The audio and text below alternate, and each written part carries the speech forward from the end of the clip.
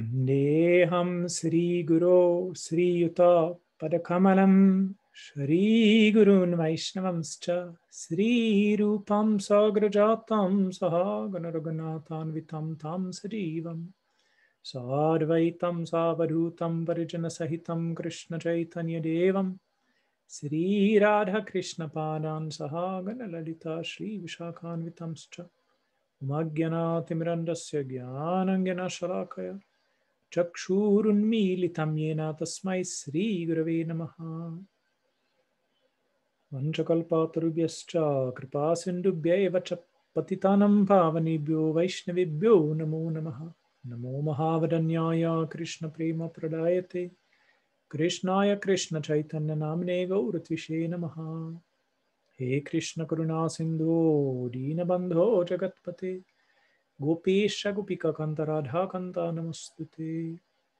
Tapta Kanchana Gaurangi Radhe Brindavanishwari Brishabhanusute Devi Pranamami Haripriye Brindayai Tulasi Devyai Priyayai Keshavasya Cha Krishna Bhakti Prade Devi Satyavatyai Namo Namaha Panchatattvatmakam Krishnam Bhaktarupa Svarupakam Bhaktavatara Bhaktakyam Namami Bhakta Shaktikam Jaya Shri Krishna Chaitanya Prabhu Nityananda Sri Advaita Gadadhara Shivasari Shri Gaura Bhaktavinda Hare Krishna Krishna Krishna Hare Hare Hare Rama Rama Rama Hare Hare Hare Nama Hare Nama Eva Kevalam Kalo nastyeva nastyeva nastyeva gatiranyatha.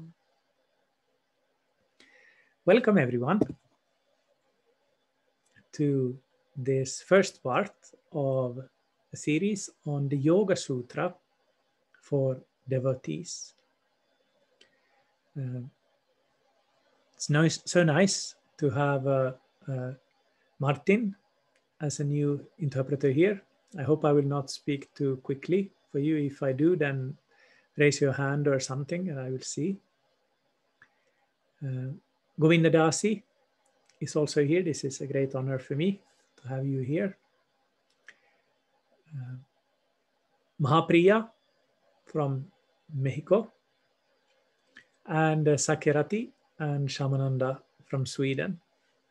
And so nice to see all of you. And then also our one mysterious person, who we know it is, of course, but we can pretend she's a very big mystery here.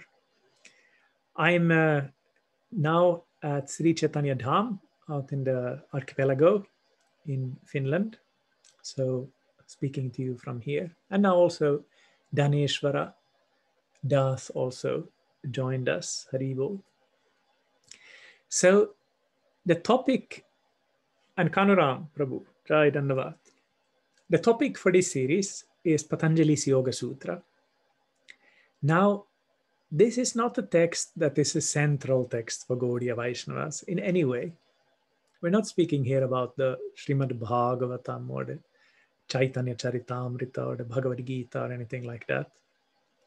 We're speaking about a text that is of marginal importance for Gaudiya Vaishnavas. Nevertheless, it's a text that is useful to know a little bit about in today's world of preaching, because we're of course reaching out to many different types of people with our Krishna consciousness philosophy. In Sri Chaitanya Sangha, we are not very much accentuated by this desire of preaching everywhere. This is not something that is very much stressed. Nevertheless, of course, we do that in many different ways. When we meet different people, we tell them about what we are doing when they are asking us. Sometimes we get so enthusiastic about what we are doing that we feel the need to share the path that we are on and to tell others about what we're doing and what we believe in. And one group of people that it is often easy to kind of find some common ground with is people who are somehow connected with the practice of yoga. Now, yoga, of course, in today's world can mean many different things. For some people, yoga is just one kind of gymnastics, kind of Eastern gymnastics, which is something you do to perhaps lose a few kgs or get some help with de-stressing or something like that. For others, yoga is something that has some kind of vague spiritual meaning, not only working out or not only moving the body, but also doing something with the mind. And in many cases, people who engage with yoga, they have an inkling that yoga is something more than gymnastics. But many times they are not very sure what that more than gymnastics really is. And this is also something that I think makes yoga popular today, because there's nobody really to tell you that in order to do yoga, you need to believe in this, or you need to believe in that, or you need to change your worldview in this particular way. Nevertheless, when people do engage in yoga, they quite quickly notice that yoga is not something that affects only your body. It also affects your mind. This is perhaps the first experience people have when they engage in yoga. They notice that they're doing different things with the body. And by doing those things with the body, they are also doing things with the mind. Like when I speak to yoga people, this is one thing I like to say, that have you ever had the experience that you went to a yoga class and you were feeling really upset and angry, but you had bought your membership card for a month or whatever, so you paid for it already, and you felt, I really don't want to do this, but I need to do it because I paid for it. So, okay, let me do it. And then you do those asanas, and at the end of the yoga class, you realize, wow, why was I so upset before? I can hardly remember. So you did something with the body and something happened to the mind. So the body and the mind, this is one thing that yoga and many other things as well can teach you. These two are really tightly interwoven, the body and the mind. You do something with one, it affects the other. When your mind is very agitated and upset, then it affects the whole body. And when you're very happy, your body is completely relaxed and your mind the same. So the mind and the body, they work together. So when people engage in yoga, whatever yoga we're speaking about, Bikram yoga or Ashtanga yoga or Hatha yoga, any of these kind of modern styles of postural yoga or modern systems of working with yoga, primarily through asana or through the practice of postures and movement. Whatever style you engage in, at some point, many people start noticing, wow, this is really doing something to my mind. And at that point, they usually become more curious about the philosophy behind yoga. Because in most places where people go for yoga, there's this idea that there's also a philosophy behind the whole thing.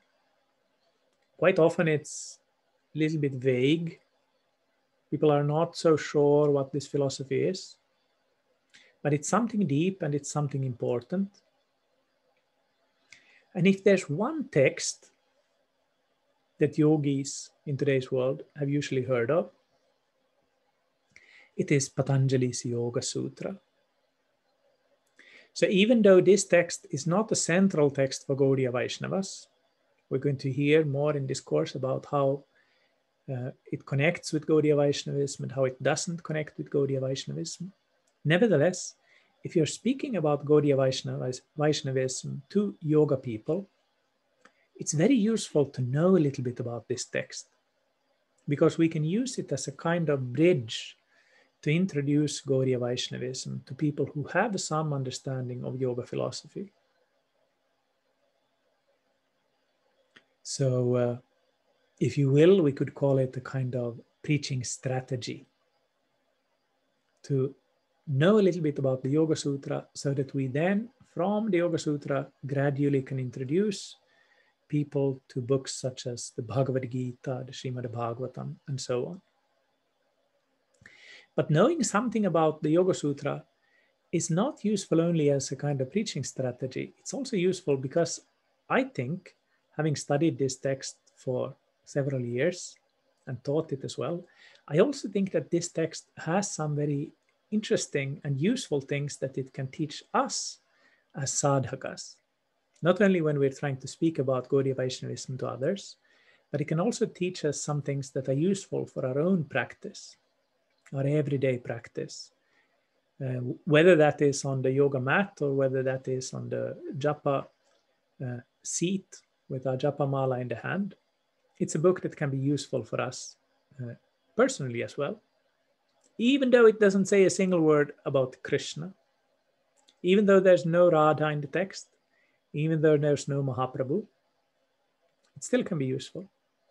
And it can also be good for us as Gaudiya Vaishnavas to know a little bit about the other darshanas. In traditional Indian philosophy, there are 6 darshanas. So 6 ways in which to view the world. The Indian word that's usually translated as philosophy is darshana. Darshana, of course, means a viewpoint, a way to see. So when philosophia in Greek means the love for truth, darshana means a way to see. So we're speaking about different viewpoints, different ways in which to understand the world, different ways in which to understand ourselves. And we will see that not everything that Patanjali says goes like this with Gaudiya Vaishnavism. But nevertheless, seeing what Patanjali says can sometimes make us better understand some things in Gaudiya Vaishnavism, and also some things that are different in Gaudiya Vaishnavism become more clear. The father of the comparative study of religions, Max Müller, a German scholar, he used to say that the person who knows only one religion knows none. In order to know your own religion, you have to know something about other religions as well, to see what is kind of special in your own religion, what is different. Many times we hear things like, Gaudiya Vaishnavism is the supreme philosophy in the world. It's the acme of all Vedic knowledge.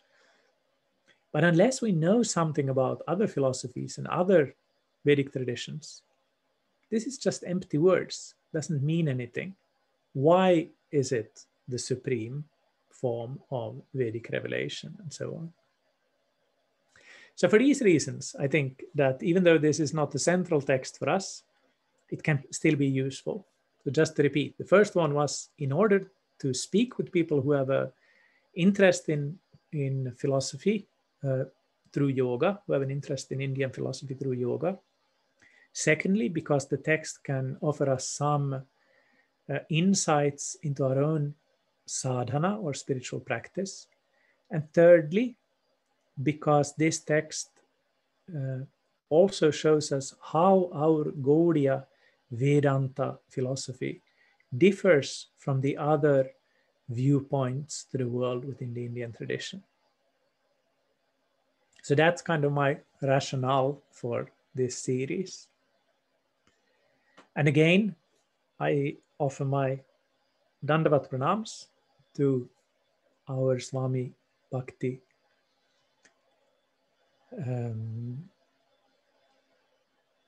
blackout. Pranay, yes, thank you. Thank you for saving me from my blackout. Bhakti Pranay Padmanabh Maharaj, who is so kindly engaging all of us in this Tattva Viveka series. So Patanjali's Yoga Sutra. Every darshana, all of these 6 darshanas, they have their mula or the root text. For Vedanta, the school of thought that Gaudiya Vaishnavism is primarily connected to, that root text is the Brahma Sutra or the Vedanta Sutra.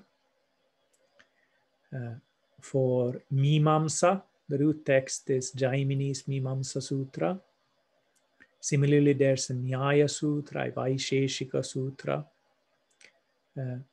For Samkhya, the root text is not the sutra text, but the Karika text, the Samkhya Karika by Ishvara Krishna. But also for the yoga school, which is one of these 6 schools, the root text is a sutra text, Yoga Sutra, by the sage Patanjali. What do we know about this Patanjali? Very little. He's mentioned in the sacred texts sometimes. And there are some stories about him. And some of these stories are quite fun. We can't always take these kind of stories about sages as perhaps historical truths, but they can still be interesting because they can tell us something about how the Indian tradition has viewed these persons. So the story of Patanjali begins, uncommonly enough, with a yogini, a female yoga practitioner, whose name was Gonika. Now, Gonika was the most advanced yoga practitioner of her time. There was nobody like her. She had been engaged in yoga since her childhood. She had never done anything except yoga. And now we're not speaking only about doing yoga on a beach for Instagram or yoga on the stand-up paddle board or something like that and showing off your bikini or anything like that. She was a hardcore yogini. She had never bothered to find a job or a family or anything. She was a brahmacharini who had been doing yoga almost since her birth. Now she was approaching her 100th birthday. And she knew that one day or another, this body is going to pass away. And that wasn't a problem for her. She was completely unattached to the body. She knew that she had led a good yogi life. And her next destination, whether that would be liberation or whatever it would be a good one. She had confidence in that. She wasn't scared of death. And she didn't have any regrets. Except one. Every story, of course, needs to have some dilemma. So Gonika's dilemma was that she knew, without being proud or without being self-conceited or anything, she knew that nobody in the world knows as much about yoga as her. But in the particular tradition that she was a member of, in those days, it was considered that ladies can do yoga, but they can't be teachers of yoga, except their own children. They can teach within the family. And this was a problem for Gonika, because she knew that she embodies in her so much yoga knowledge that nobody else has. And if all of that would be lost when she dies, that would be a pity for yoga in the world. That's how she was thinking. But she didn't have any children to teach. And she thought, well, I'm almost 100. Maybe it's a little bit late to start to think about things like that. But on the other hand, I never asked the gods for anything in my whole life. Never I asked anything for myself. Not because I wanted to be such a martyr, but just because I never felt the need to ask for anything. So she thought, maybe if I would send up a prayer to the God of gods, who knows what would happen. But she also remembered that it says in the Shastras that you should never go empty-handed in front of a god, a king, or the guru. She didn't have anything. She only owned whatever scraps of clothes she was wearing. But then she remembered another thing. In the Shastras, it is said that the water of the Ganges is always pure and holy. So she went down to the banks of the Ganges and she filled her hands, Anjali, with Ganges water. And she was just about to make an offering of this Ganges water back into the Ganges when things started happening up above in the heavens.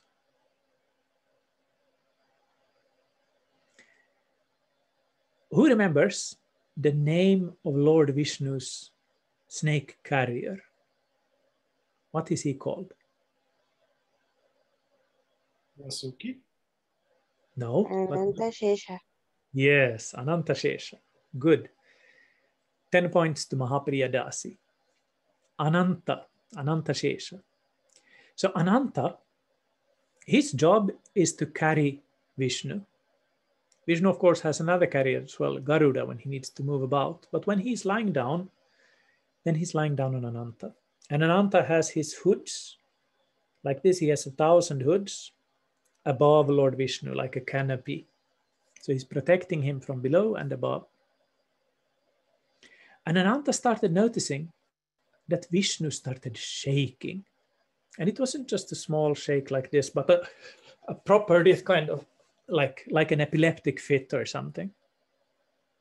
So Ananta was worried, but like a dutiful servant, he kept Vishnu like this so he didn't fall off. So then after a while, the shaking stopped. And Ananta very humbly, he bowed his 1,000 heads and he said, "Oh Master, oh you Lord of all the gods, oh Mahavishnu, cause of all causes, please tell me why your lordship was shaking like that." And Vishnu said, "Ananta, don't worry, there was nothing dangerous. I was shaking out of ecstasy. Because in the other side of the universe, Lord Shiva was dancing his Tandava Nritya, his special dance, and he was playing on his tumburu drum. I'm sure you've seen a picture of dancing Shiva, Nataraja Shiva. He has a small drum in one of his hands. It looks like a little bit like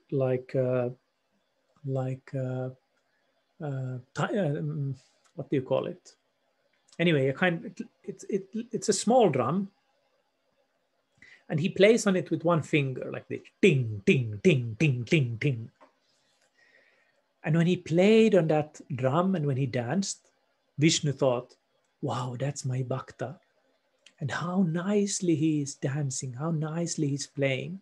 So he went into ecstasy. Now, Anantashesha, of course, is an expansion of Balaram. So he's a wonderful, powerful being. But since he's a snake, he suffers from the same problem that other snakes has. That is, he can't hear very well. Snakes don't have any ears. So he couldn't hear that drumming at all. And he was thinking, "Oh, I would also like to hear that sound of Shiva playing the drum." So Lord Vishnu, of course, is omniscient. So he could hear the prayer of Gonika and he could hear the wish of Ananta. So he thought, let me fulfill a few wishes at the same time. So he said to Ananta, "You go down on earth and be born as the child of Gonika, study yoga from her," meaning yoga in a general sense, not just the asanas, but the philosophy and everything. Study it from her, and when you've learned it completely, practice it. Practice it over a long time together with other people. And then when you've learned everything, write a book. And when the book is ready, revise it, make it even better. And when it's ready, again revise it, and make it even better. And when you finally come as far as you possibly can with the book, go to Lord Shiva's temple and read the text aloud in front of Shiva's murti. And if the text is good, Shiva will appear from his murti, he will dance, he will play his tumburu drum, and then you can come back to me. Very well, Ananta said. And just down on earth, just when Gonika was pouring back the Ganges water into the river, she heard a plop.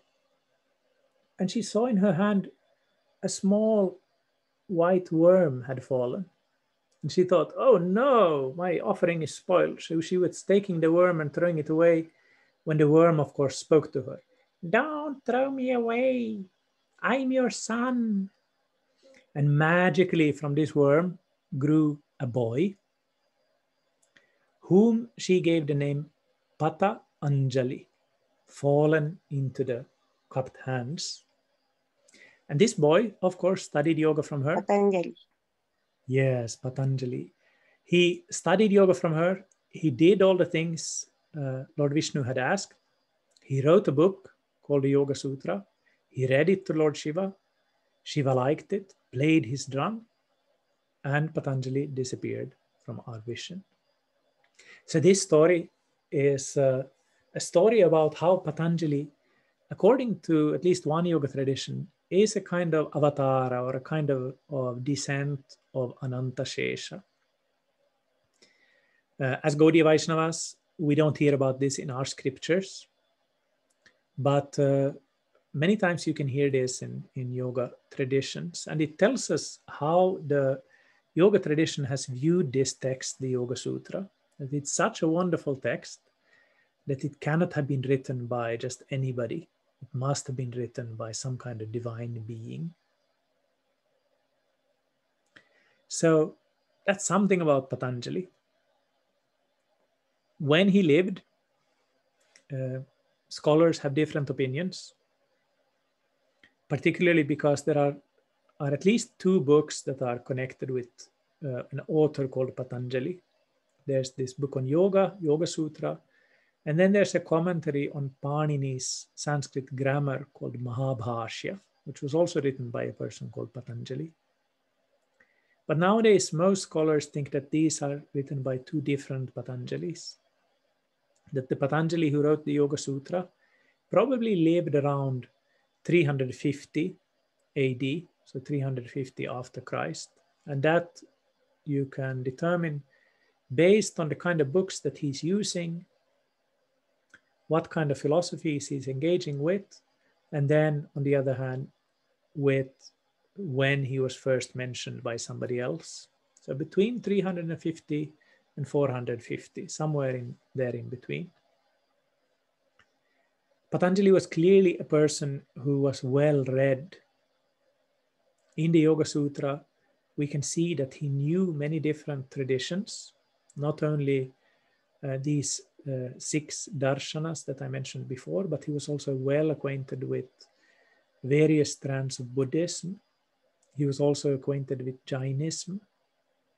So he was a person who quite clearly had a broad understanding of different spiritual currents in his time that he then tries to kind of summarize and harmonize into one philosophical system that he gives the name of yoga.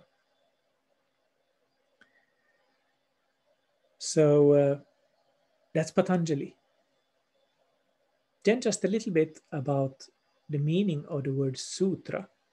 If we're going to speak about the Yoga Sutra, we already heard the names of other sutra books, Brahma Sutra, Nyaya Sutra.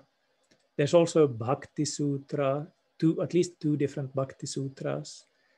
There's Dharma Sutras of different sorts, Kama Sutra, everybody's heard that name at least. So there are many books with this word sutra in the title. Sutra means thread, and it refers to a particular style of writing. The word sutra doesn't say anything about the content. It says something about the style of writing. Sutra means thread. And the idea with this word is that it can refer either to a whole book, like Yoga Sutra or Kama Sutra or Brahma Sutra or whatever. but it can also refer to the short sentences that this sutra book is made up of. So a sutra book is made up of sutras.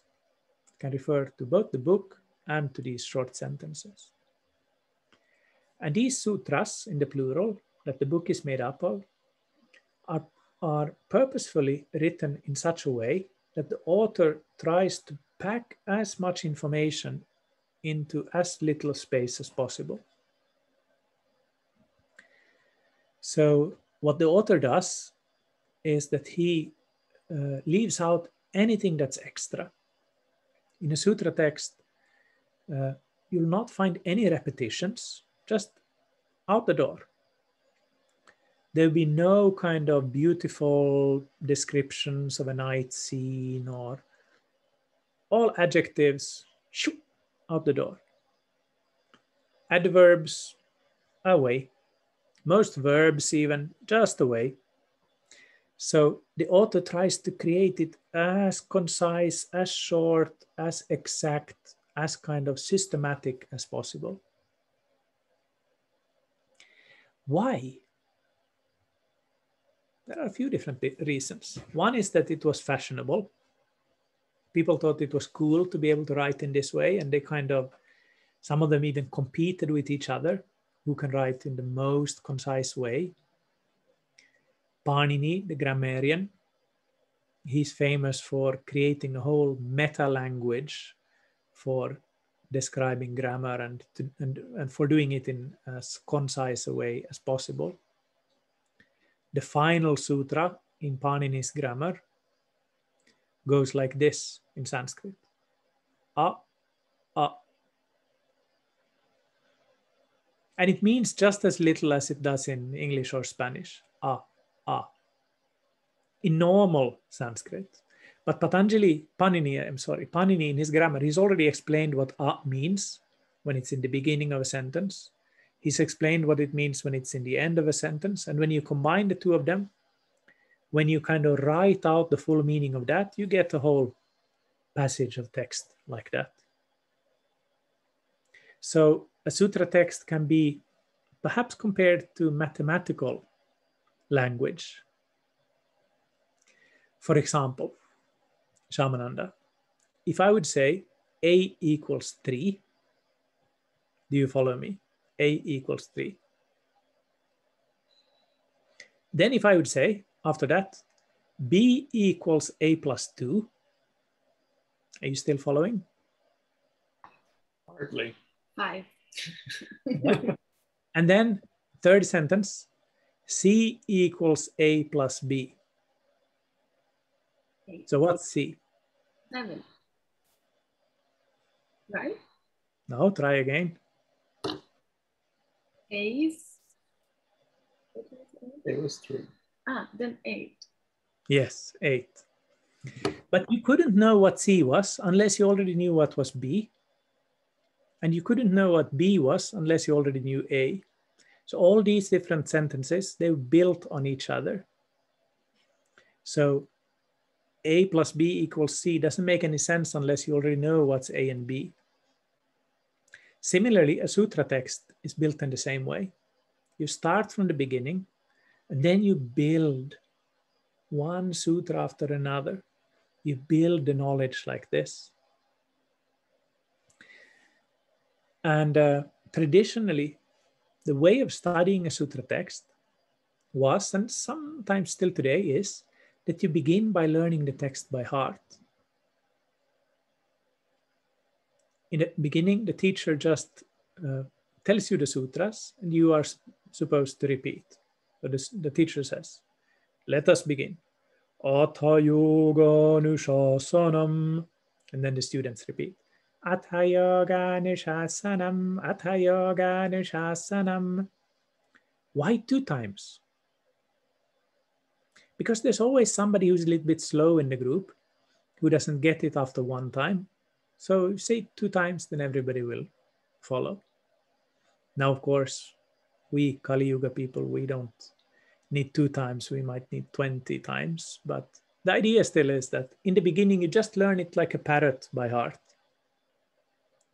And if you try to ask the teacher something about the meaning, the teacher will just say, shut up, just say it properly. Yo atha yoganushasanam, not shashanam, shasanam. So that's just in the beginning, just these kind of technicalities, how to pronounce correctly. But then when the students have learned the whole text from beginning to end, then the teacher goes back to the beginning and starts opening up the text. What is the meaning of atha? What is the meaning of yoga? What is the meaning of anushasana? And so on. Because at that time, the students already have kind of the framework within them. Then you just need to kind of open it up. In ancient India and in traditional India, there's a dislike against book learning. There's a fun Sanskrit verse that a friend of mine taught me. Pustakaste tu ya vidya parahasta stitam dhanam karyakale samutpanne na sa vidya na tadhanam, which means knowledge that is in a book or money that you've lent to a friend, if you suddenly need it, that knowledge is not knowledge, that money is not money. So let's say I have 100 euros and I've lent it to Shamananda. It's still my 100, even though Shamananda has it. And he will have to pay it back with big interest eventually. But it doesn't help me very much if I walk down the street and I suddenly need some cash to know that, yeah, Shamananda has 100 euros that belongs to me. Then it's just theory, it's not really money. Similarly, if I'm in a situation in life where I need some knowledge, it doesn't much help me to know that, oh yeah, I think there's something written about that in that book that I have on my shelf at home. That's not real knowledge. Real knowledge is the knowledge that we carry with us, that we have internalized, and that we can draw on like that. So one of the reasons for this style of writing, this sutra style of writing, was that these texts were short and concise and fairly easy to commit to memory, so that the student then afterwards can at any moment just draw out the meaning like that. Aha, there's this sutra here who speaks about this, or that one. And when you have all of them in the memory, you can also see how they relate to each other. How one sutra in one place is referring back to another one is referring forward, and like this.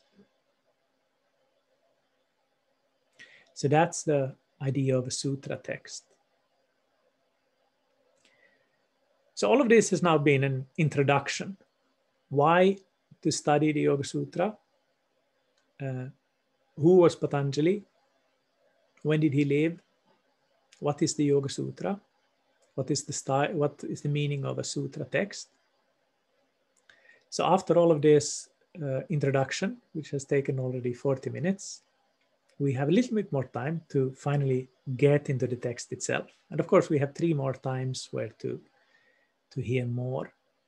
And my plan is to focus on some parts in the text that are useful for the things I mentioned before, for speaking with people who have some interest in yoga and who maybe know this text, for our own practice, and also for seeing the differences between the different darshanas. So today I wanted to start with the very beginning of the book. The Yoga Sutra contains about 190 of these sentences, these sutras. Many times these sutras are too difficult, too short to understand on their own. Traditionally, there would have been a teacher who would explain the meaning. But traditionally, there's also been written commentaries on the Yoga Sutras. The first one is usually known as the commentary of Vyasa, or the Vyasa Bhashya. Modern scholars, in particular Philip Maas in Austria, who has studied the Yoga Sutra extensively, hold that this commentary that has been called this Vyasa Bhashya was actually written by Patanjali himself. So it's what you call an auto-commentary, an author's own commentary to his text. And it's quite common that sutra authors felt the need to write their own commentary. Nevertheless, what I'm going to speak about in this group of lectures will be mostly based on how the sutras are understood in this Vyasa commentary, because this commentary, so-called Vyasa commentary, is the basis for all the traditional Sanskrit commentaries. In today's world, of course, there are many modern commentaries as well that are written in Spanish or English or other languages. I don't know what kind of Spanish editions there are of the Yoga Sutra, but there are many, many good translations into English. And the one that I recommend particularly is the one by, I put the name in the chat, Edwin Bryant, or Advaita Dasa. He's a Gaudiya Vaishnava scholar. So if you read English, that's the one I recommend. So about 190 of these short sentences divided up into 4 chapters. And today I want to say something about the beginning of the first chapter. I mentioned the first sutra to you already, Atha Yoga Anushasana. It means, and now the study of yoga. Very terse, kind of short language like this. There's no, and now that you have reached the human stage of life, and now that your understanding has grown enough, I will give to you the beautiful gift of yoga so that you can live your life to the full extent and finally attain liberation at the end. That's not what he's saying. He's saying, and now the teaching of yoga. Dot. So that's the style of the sutra. You leave out everything extra and just focus on the essential. All sutra texts begin with the word atha. Atha in Sanskrit means now, and it's a kind of word that is considered to be auspicious in itself. So it's a good word to begin with, like for example, Om.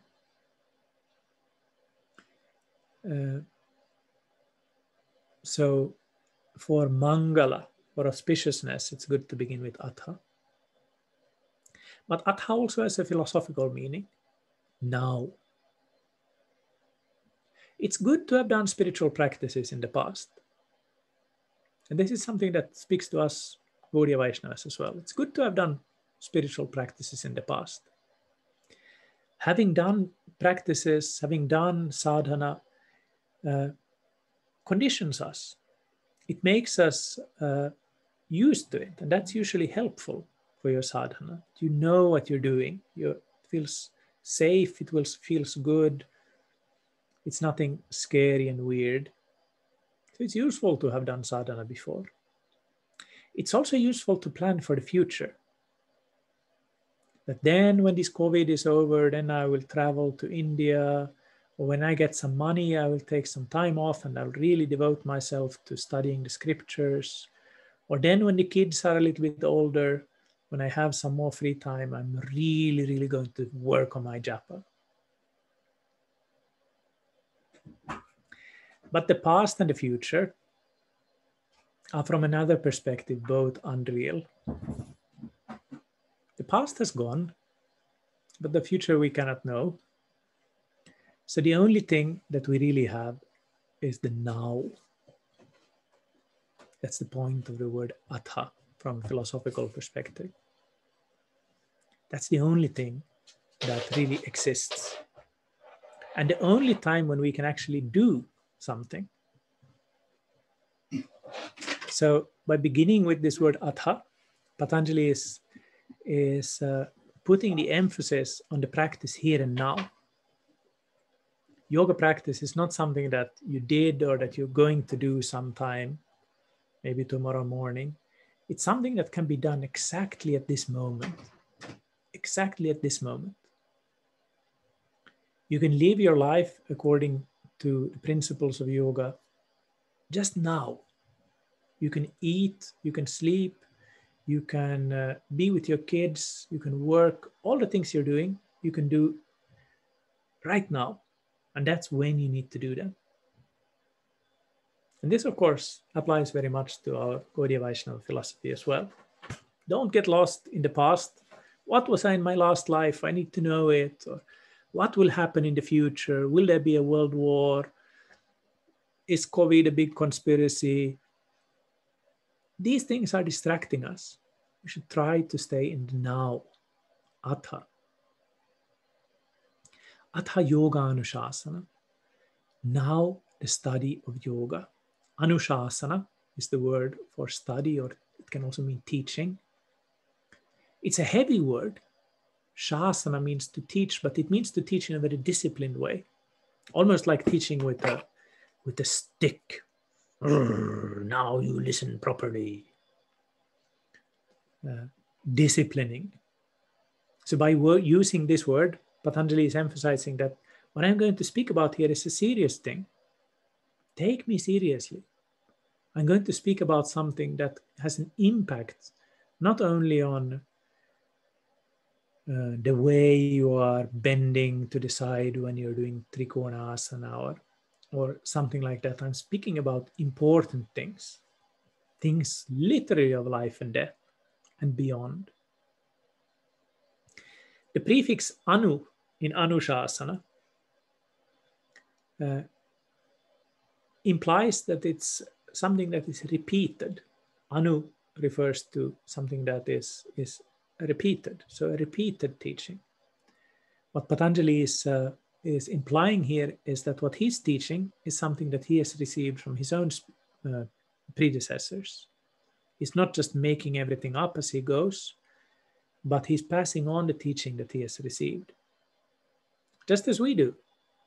We hear from Padmanabh Maharaj, from Guru Maharaj, from Srila Prabhupada, from Srila Bhaktisiddhanta, and so on. And whatever we receive, we make that part of our own heart, and then we pass it on. So this principle of Guru Parampara, this principle of from up to down, gradually, not just taking the knowledge from the Vedic age and throwing it down into the modern world, but taking it down through a tradition of saints. That's something that comes out also here in the first sutra of Patanjali's work. I've spent quite a bit of time with the first sutra just to show you that all of these 190 sutras, they're seemingly simple sentences, and now the teaching of yoga. But within these seemingly simple words, so much has been placed. And what the commentators do is they bring out these meanings. So when you've heard this, now the teaching of yoga, of course, the question that arises is, what do you mean by yoga? There are so many meanings of yoga. Yoga can mean union. In the Bhagavad Gita, Krishna gives several different definitions of yoga. Yoga means discipline. Yoga means the karma sukhaushalam, expertise in action. Yoga means samatva. Yoga means equanimity. Yoga can mean many different things in different traditions. So what does Patanjali himself mean by using the word yoga?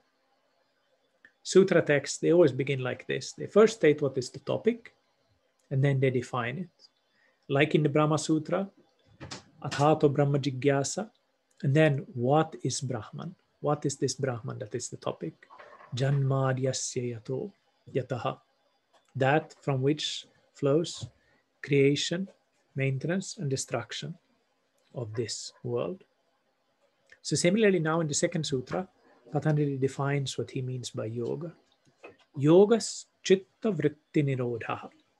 Yoga means the cessation of the fluctuations of the mind. We're going to hear more about these terms probably next week. But it's important to realize that what Patanjali is doing here is he's giving a definition of yoga that is different from what we usually hear. Usually we hear that yoga means union.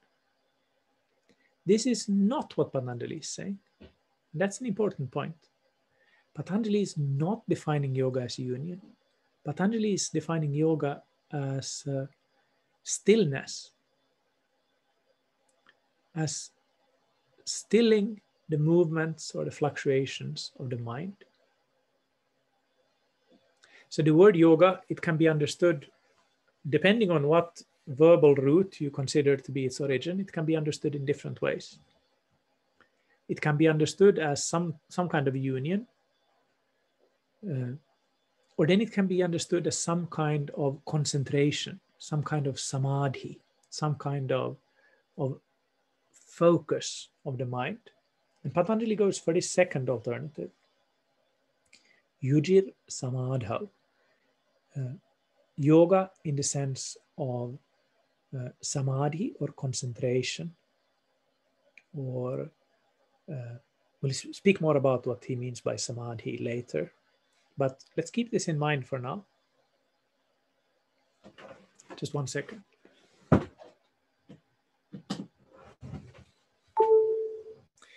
So yoga means stilling the fluctuations of the mind. What happens then? Does that mean that the state of yoga is like if you take a bottle, a club, and boom, beat yourself over the head, and then you'll be completely, your mind will be completely still?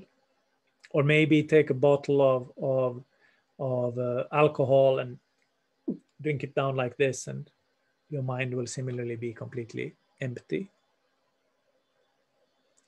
Is it some kind of spiritual suicide? No, that's not what Patanjali is after. In the next sutra, he says what the point of this cessation of the fluctuations of the mind is.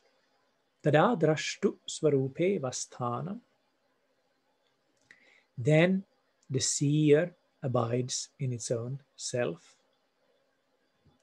Then the seer abides in its own self. Then the witness rests in its own self.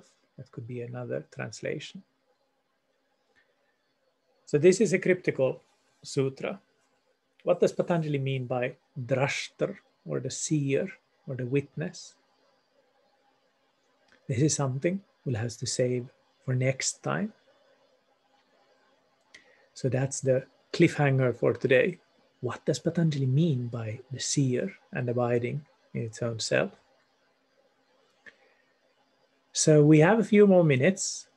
So any questions on what I've spoken about so far? By the way, I want to say Haribol and Dandavat to everybody who has joined since we began. There's plenty of persons here. Especially I want to give my humble Dandavats to Vaishnav Maharaj, who I can see in the list also have joined us, and so many other devotees as well.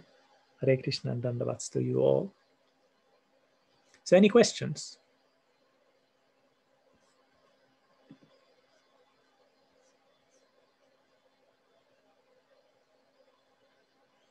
I see here in the chat that there's a version by BKS Iyengar in Spanish. I've read the English one. It's a useful one, and it has many nice diagrams also, if you like that kind of thing. But for a Vaishnava, I think for a Gaudiya Vaishnava, Iyengar is also from a Vaishnava family, but from a Gaudiya Vaishnava, I think the most useful one is the one by Edwin Bryant, if you read English.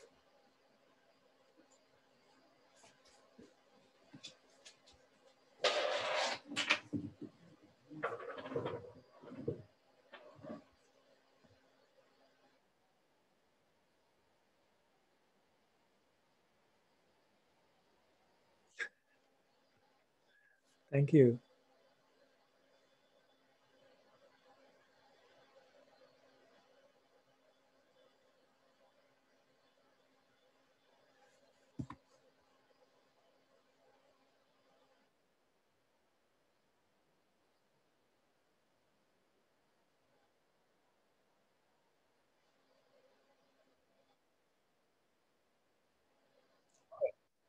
Okay, good to know.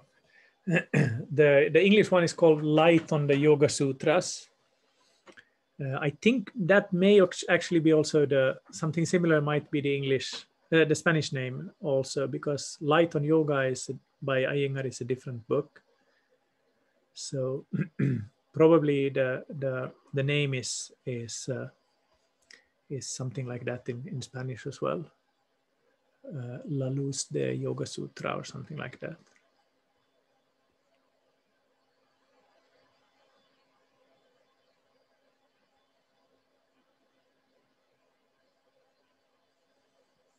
Was I speaking too quickly, Martin? Okay. Thank you.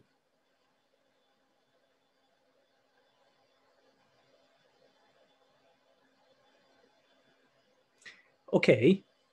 If there are of course, if you come to think of any other questions, you can always add them on the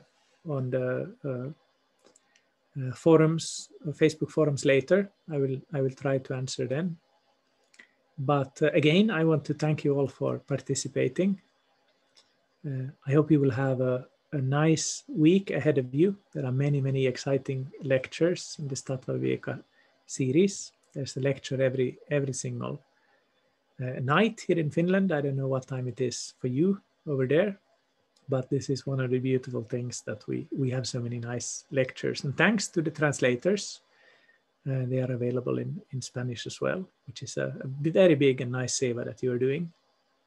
So thank you, everybody. See you next week. Jai Shishi Guru Gauranga Gandhar Vikagiri Dari Shishi Radha Madan Mohan Radha Govinda Radha Gopinatha Radha Rama Radha Shama Sundara Radha Rama Radha Gokula Nanda Radha Madhava Dauti Gopal Nitai Go Shri Sharabhuj Giri Raja Ki Jai Jai Vishnu Parvaram Saparavaja Kacharya Stotra Jata Shishi Mad Bhakti Vedanta Tripurari Dev Goswami Maharaj Gurudev Ki Jai Jai Nityale Pravishna Vishnu Pada Bhai Charanara Vinda Bhakti Vedanta Swami Maharaj Prabhupada Ki Jai Jai Nityale Pravishna Vishnu Pada Bhakti Siddhanta Saraswati Goswami Maharaj Prabhupada Thakur Ki Jai Jai Gaur Kishodas Babaji Maharaj Ki Jai Jai Satchidananda Moy Thakur Bhakti Vinod Ki Jai Jai Vaishnava Sarvabhauma Shri Jagannath Das Babaji Maharaj Ki Jai Jai Gauri Vedanta Acharya Shri Bhushan Prabhu Ki Jai Jai Vishnu Chakravarti Thakur Ki Jai Jai Srinivas Shamanana Narottam Prabhu Trai Ki Jai Jai Krishna Das Kaviraj Kusum Maharaj Ki Jai Jai Vyasavata Shri Vrindavan Das Thakur Mahashai Ki Jai Jai Shri Rupa Sanatana Bhatta Raghunatha Shri Jiva Gopala Bhatta Rasra Ganath Sarvoshan Prabhu Ki Jai Jai Namacharya Jai Namacharya Shri Haridas Thakur Ki Jai Jai Rai Ramananda Hari Gaur Parsha Vrinda Ki Jai Jai Prem Se Gaur Shri Krishna Chaitanya Prabhu Nityananda Shri Advaita Giridhara Shri Vasari Shri Gaura Bhakta Vrinda Ki Jai Jai Antardvip Mayapur Simantardvip Madhya Poladvip Retudvip Janudvip Madhyadvip Modra Dumadvip Rudradvip Atmaka Shri Navadvip Dham Ki Jai Jai Shri Shri Radha Krishna Gopa Gopi Govardhana Dvada Shivanatmaka Shri Vrindavan Dham Ki Jai Jai Dvada Shopavang Ki Jai Jai Radhakunda Shamakunda Giri Govardhan Jai Yamuna Ganga Tulasi Bhakti Devi Ki Jai Jai Jagannath Puradam Ki Jai Jai Jagannath Baladev Subhadra Sudarshana Ki Jai Jai Bhakti Vigna Vinashana Karishin Shingadev Bhagavan Ki Jai Jai Bhakta Vrapra Prahlad Maharaj Ki Jai Jai Char Vaishnava Sampradaya Ki Jai Jai Vaishnava Acharya Ki Jai Chardham Ki Jai Charveda Ki Jai Grantaraj Srimad Bhagavatam Ki Jai Jai Shri Chaitanya Sangha Ki Jai Jai Ananta Guru Vaishnava Vrinda Ki Jai Jai Rishi Patanjali Ki Jai Jai Gaur Premanande Hari Hari Bol Sriman Bhrigupada Prabhu Ki Jai. Jai. Hari Bol.